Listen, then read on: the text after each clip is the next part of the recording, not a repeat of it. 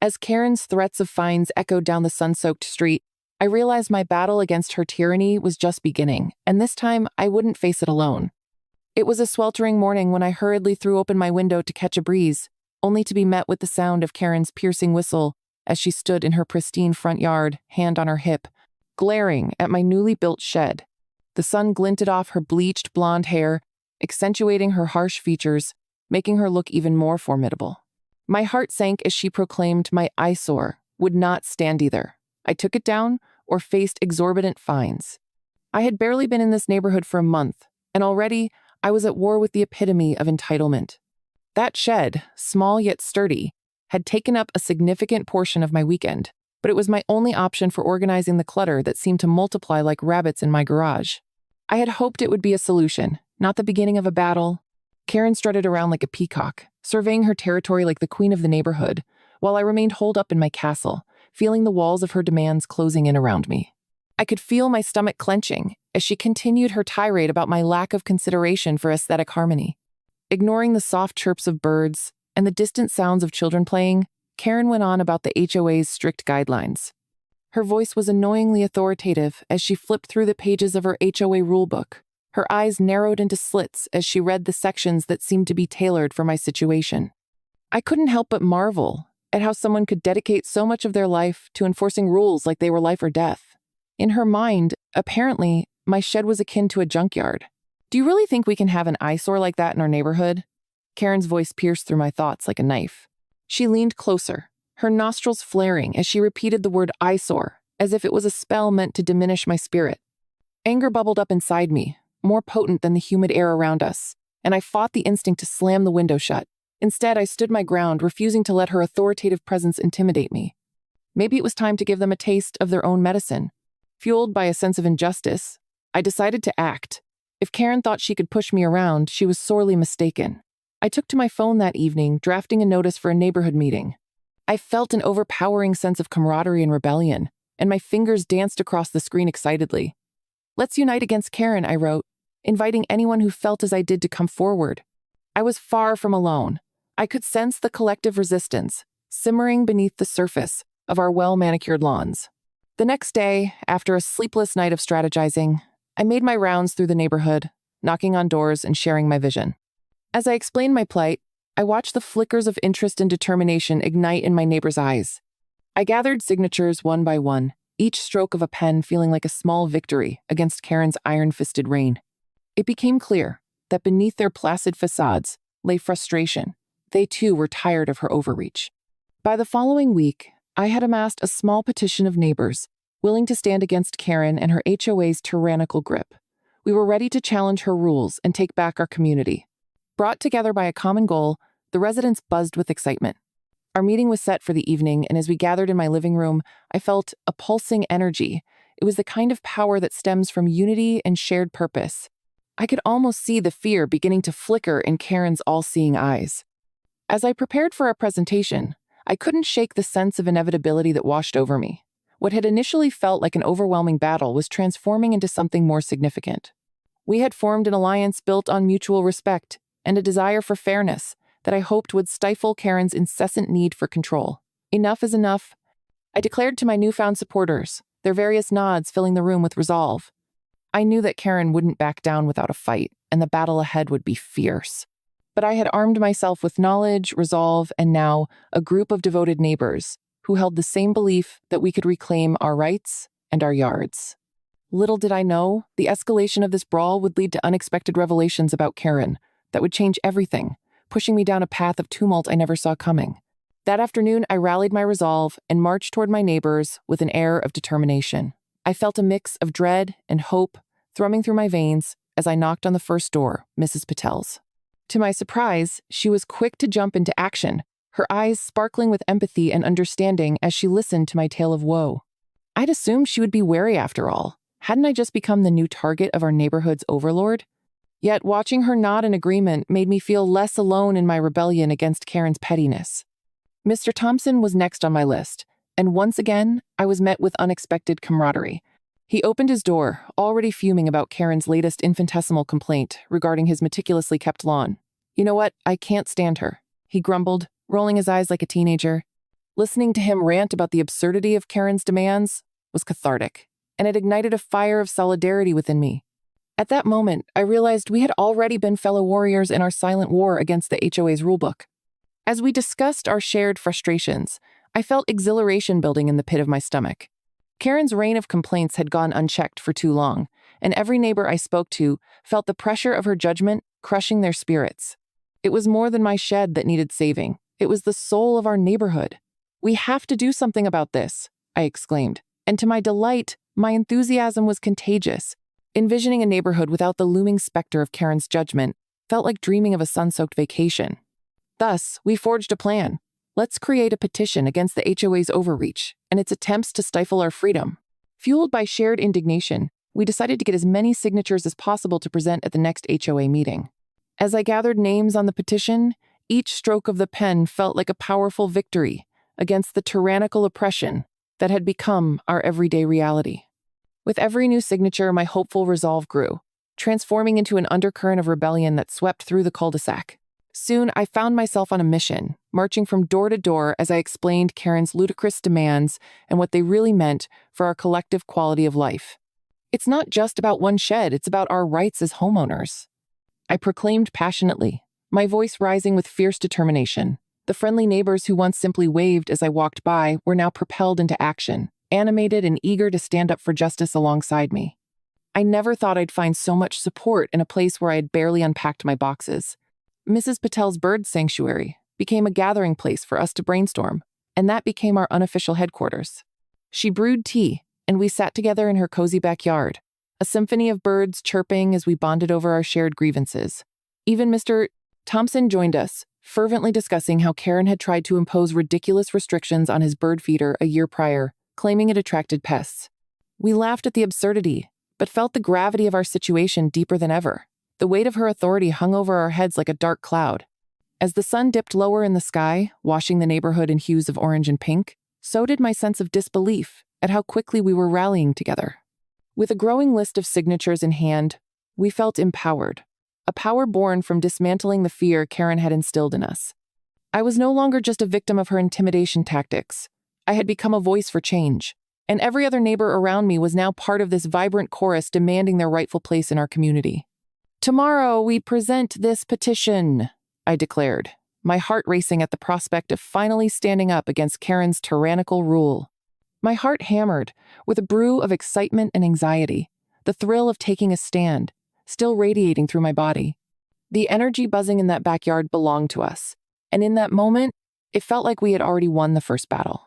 Together, we would confront the HOA and remind Karen that she could no longer walk all over us without consequence.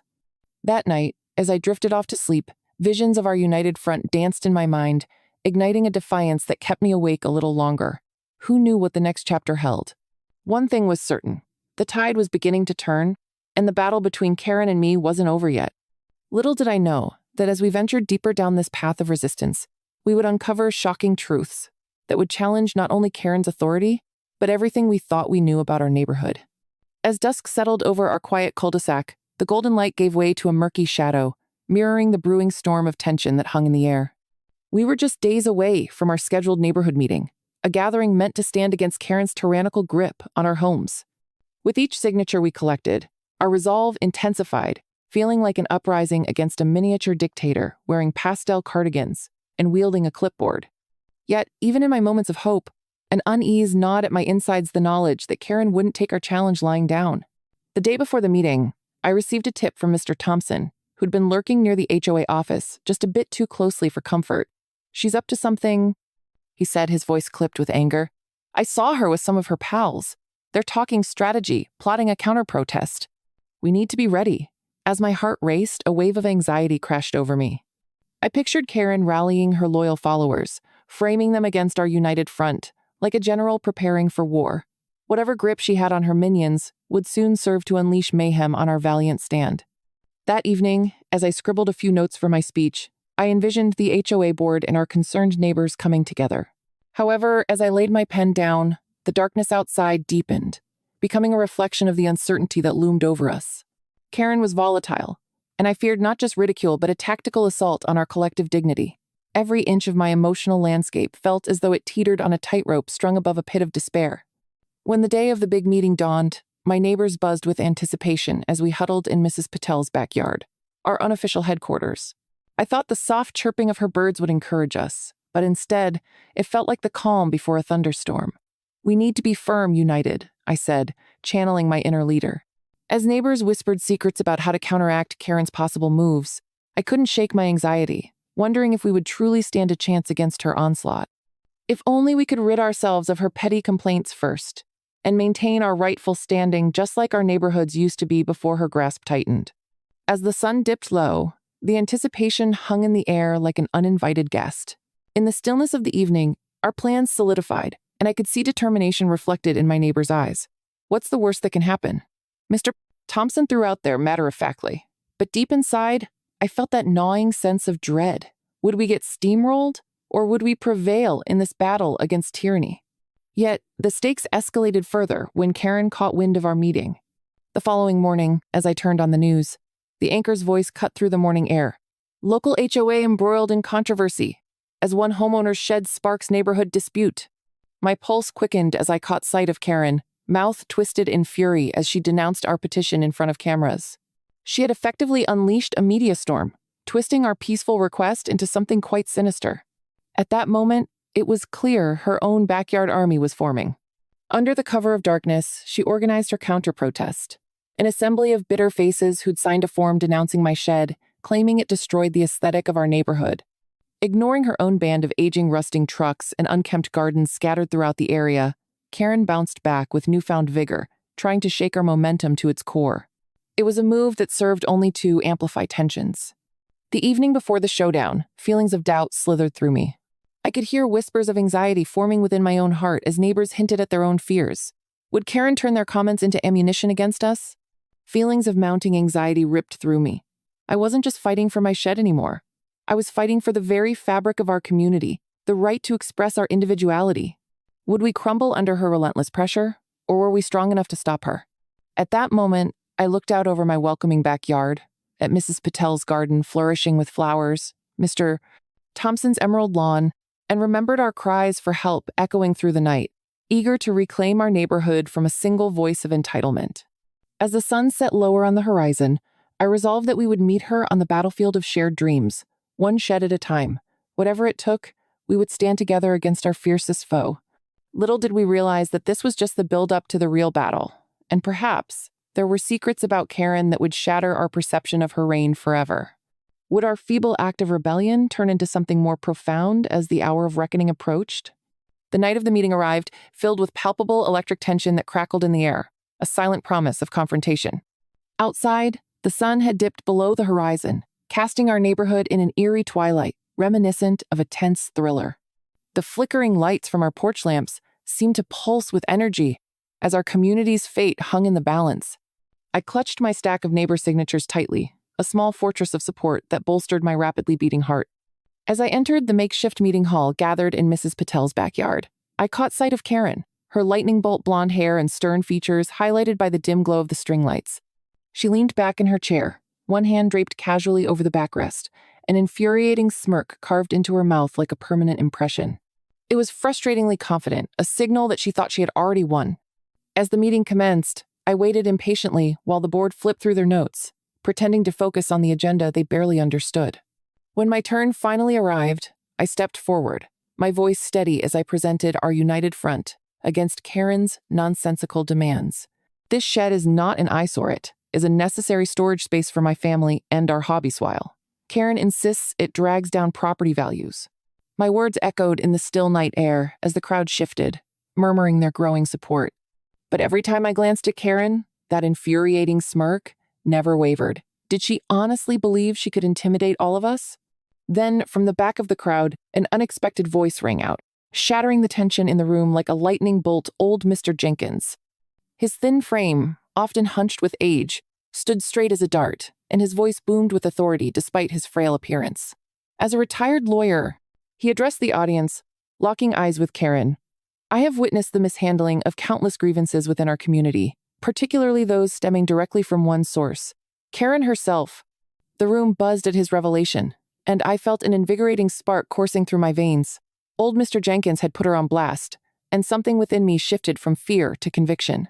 With newfound energy, he chronicled the litany of complaints that had been dismissed or swept under the rug by the HOA due to Karen's systematic intimidation. His words painted a vivid picture of a community oppressed by someone so eager to wield her power. I could see nodding heads throughout the audience, encouragement radiating from all corners. The collective outrage in the room formed waves of empowerment, drowning out Karen's dismissals and retaliations. It was time to challenge her, to stand against her self-appointed rule over our lives. As the debate continued, it ignited like dry brush under the sun, with voices rising and opinions challenging one another left and right. I couldn't help but be swept along in the tide of enthusiasm. Every neighbor who spoke found new detours to delve into Karen's past grievances, each unveiling previously hidden truths. Statements like, "She's always complaining about something," erupted as more residents found the courage to rev up their voices. The overwhelming crescendo of righteous indignation surged around me, revealing a newfound unity that had simmered beneath the surface for too long. I felt a sudden surge of momentum course through the crowd, a discoverable strength that had been hidden from us under layers of fear. Every glance exchanged between neighbors felt charged with the promise of change, igniting decades of silent discontent. I realized then that what had started as a dispute over my shed had transformed into something so much greater: a challenge against a tyrant who had long overstayed her welcome within our community. Was it possible that a simple backyard meeting could provoke an uprising? Moments later, Karen attempted a counterattack. Leaning forward in her chair, she cleared her throat with the kind of smug satisfaction I had grown to hate. "This is out of control," she barked, her voice brimming with indignation. "You all are being led into this frenzy by false pretenses." Yet, even as her words fell short, I could see her once strong facade starting to crack. As Mr. Jenkins continued to shoot down her accusations, I felt the weight of our collective resilience pressing against the walls of her castle of entitlement, and for the first time, I saw vulnerability in her eyes. With each passing minute, our shared outrage fortified our resolve to dismantle her reign of fear. As I caught the eye of Mrs. Peddler's expression mirroring a fierce determination, it became clear we were no longer just allies gathered in defiance of an unjust act. We were partners in reclaiming our sanctuary, standing for one another and battling Karen's unreasonable demands. We had a real chance to show her that she was not the uncontested ruler of the neighborhood, but rather an unwelcome adversary who had underestimated the spirit of our community. As the meeting surged toward its climax, Karen's smirk faltered until it was barely visible, overshadowed by rising waves of discontent. Her attempts to undermine our progress were no longer met with silence. Instead, each response stoked the flames of determination, and suddenly we were an unstoppable force. Little did I know that Karen's defensive tactics would soon lead us down a far more complicated path, one that would ultimately change the entire neighborhood forever. What would happen next? The question loomed in the air, as unyielding as the stars shining above us. But just when I thought victory might be in reach, Karen produced a document she'd purposefully kept secret, a clause in the neighborhood rules that allowed her to file individual complaints without homeowner signatures. The air around me crackled as she unfurled the paper like a sword drawn in a duel, and I could hear the collective intake of breath from my neighbors. Her expression was a mix of triumph and malice, that infuriating smirk spreading across her lips as if she had orchestrated a masterclass in manipulation. She listed her complaints like counting items on a grocery list: 3 garage door mechanisms, 2 instances of lawn care violations, and, most absurdly, my garden gnomes now branded as nuisances. It felt as though the ground was giving way beneath my feet. I was trapped in her web of deceit. As my heart sank, I could almost hear the deflating hope resonating from my neighbors, like a balloon slowly losing air. How could I have underestimated Karen? This wasn't just about my small shed anymore. It was about the narrow claws of her control tightening around our entire neighborhood.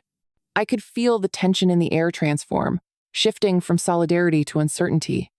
The comfortable alliance we had nurtured just moments before was now at the mercy of our hidden clauses. Could we truly fight back? The vindication that once filled the room was replaced by a creeping doubt that slowly wrapped itself around each person present.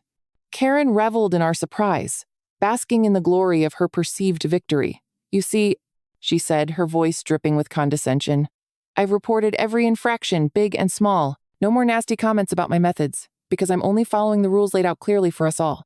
I only wish you all would follow suit." Her tone was mocking, and I could tell that she thrived on the discomfort she was causing. I watched as she leaned back in her chair, arms crossed triumphantly over her chest, a conquering general surveying her battlefield. But I refused to let despair overpower me. If this was her tactic, then there had to be a way to counter her. The crowd buzzed in whispers that bounced off the makeshift walls of Mrs. Patel's enclosed yard, creating a chorus of confusion. Opinions ricocheted around the space from disbelief to anger, and finally, the recognition that we had come too far to back down now. I stepped forward again, my voice resolute like a drum echoing through the night. This is exactly why we need to stand together, to challenge how one person's overreach can dictate our lives. We're not just here to defend a shed. We're here to protect our right to enjoy our homes without fear of petty grievances. The rumbles of approval that came from my neighbors fueled my determination, reigniting our collective spirit. Mr. Jenkins, our unexpected ally, stood up once more, his eyes twinkling with indignation. Karen's tactics may have changed, but so must ours. We can't allow this behavior to persist. It's time to arm ourselves with knowledge. With that, he suggested we consult with a lawyer, underscoring the importance of legal guidance as we battled the HOA's tyranny. The mere mention of legal action sent a shudder of energy through the crowd, electrifying our previous fear into fiery defiance. The notion of Karen's rule being dismantled under the laws she exploited felt achingly sweet, a knife turned upon its wielder. The meeting shifted from a purely defensive strategy to mobilizing for an assault of legal proportions. We exchanged phone numbers, our notes becoming frantic scrawls of hope, mingled with rage testimonies of Karen's previous infractions, and our own stories began to weave into a collective tapestry that told a much larger narrative. If she thinks she can hide behind her claws and rule our lives, she's mistaken.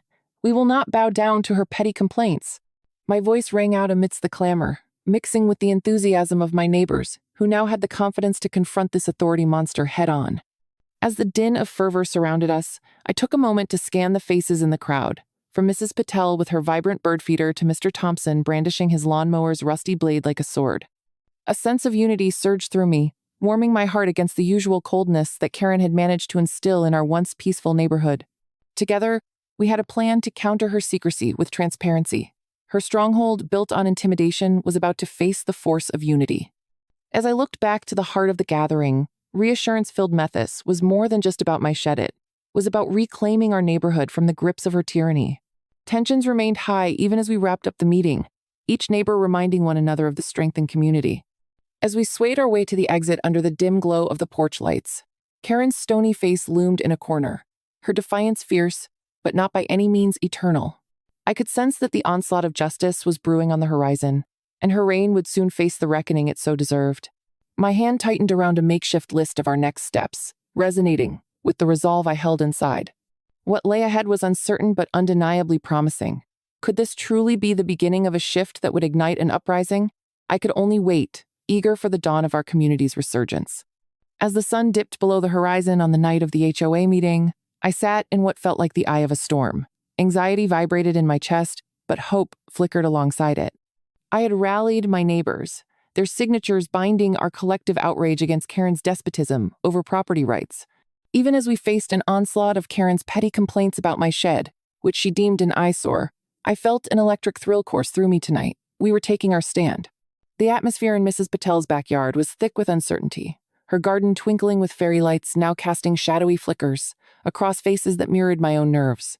Karen, tall and pointed in stature, occupied her usual seat at the front, her stern expression a clear challenge as she surveyed the room. "I've brought a document to counter any efforts you may have," she announced with a smug satisfaction that made the hairs on my neck prickle. As she proudly unfurled her supposed authorization to complain without our input, a lump of fear lodged in my throat. Had I underestimated her yet again? Yet it was then that Mr. Jenkins, the elderly neighbor with a knack for brewing trouble, made his move. "This is not just about your shed, folks. It's about standing up to someone using authority to intimidate," he roared, his voice quaking with force. I felt a chorus of agreement ripple around the yard, morphing our uncertainty into collective anger. Together, we began murmuring our own grievances, stories of minor complaints Karen had weaponized against us like her personal arsenal. I watched the tension twist in Karen's face as she realized her control was starting to slip. Just when I thought we were going to lose momentum, the strength of the laughter and whispers blossomed into a resolve I hadn't expected. Fueling our gathering was an idea that Mr. Jenkins had. He suggested we seek legal counsel to challenge this overreach. In the eyes of the law, Karen's personal vendettas and hobby of compliance cannot dictate our happiness," he bellowed, igniting spark after spark of defiance in the crowd. Those murmurs surged into a wave of collective energy, and by the time we left that meeting, the embers of rebellion were fanned to flames. The fear that once held us captive transformed into unyielding determination. The following days burst forth with renewed purpose, phone calls exchanged and neighborhood meetings arranged. I gathered evidence, piecing together an elaborate scrapbook of Karen's complaints and infractions that supported our cause. Each signature documented not just a protest against my shed, but a rebellion against her reign of tyranny. Meanwhile, in the shadows of our preparations, Karen tried furiously to enforce penalties against us, the allegations coming faster than you could count, with her bitter features growing more strained. However, as we prepared our counteraction, her threats seemed to lose potency. When the legal counsel arrived at our next HOA meeting, anticipation crackled in the air like a summer storm ready to unleash its fury. The lawyer's expert advice dismantled Karen's authority piece by piece, sending the air out of her sails. Complaints weren't just petty quibbles. They now had the weight of community dissent propelling them. Every board member hesitated, as our lawyer outlined the very discrepancies in the enforcement of our neighborhood's rules, and I barely contained my own grin as the whispers of the board began. Low murmurs rippled through the room, and for the first time it felt as though we were no longer the underdogs in this fight. When the meeting came to a close, it dawned on me that it was Karen's facade crumbling, not mine. Her voice, once dripping with authority, faltered as the board turned coldly against her. I could see it in her wild eyes, the realization that her power was disintegrating under the scrutiny she had tried to impose on us all along. As the board hastily moved to vote on her position within the HOA, I felt a triumphant thrill. This was not merely about my shed anymore, but about reclaiming our community.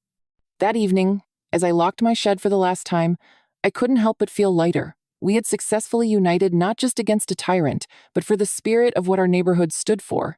Karen was officially ousted from her enforcement role. A nice little packing order served with her privilege in tow. The rest of the residents, emboldened by our shared resilience and newfound courage, celebrated in the street, shrugging off the remnants of Karen's bitter reign. My shed remained intact, but more importantly, we had fostered a community filled with vibrant voices, ready to uplift one another, not tear each other down. As I raised a glass of lemonade to my neighbors, I reflected on what these past weeks had taught us about strength, unity, and the power of standing up against oppression. We had borne witness to the rise and fall of a community tyrant and come out victorious all because we refused to bow down or retreat in the face of injustice. I smiled into the sunset, a new chapter for our neighborhood dawning before us, full of hope and laughter once more.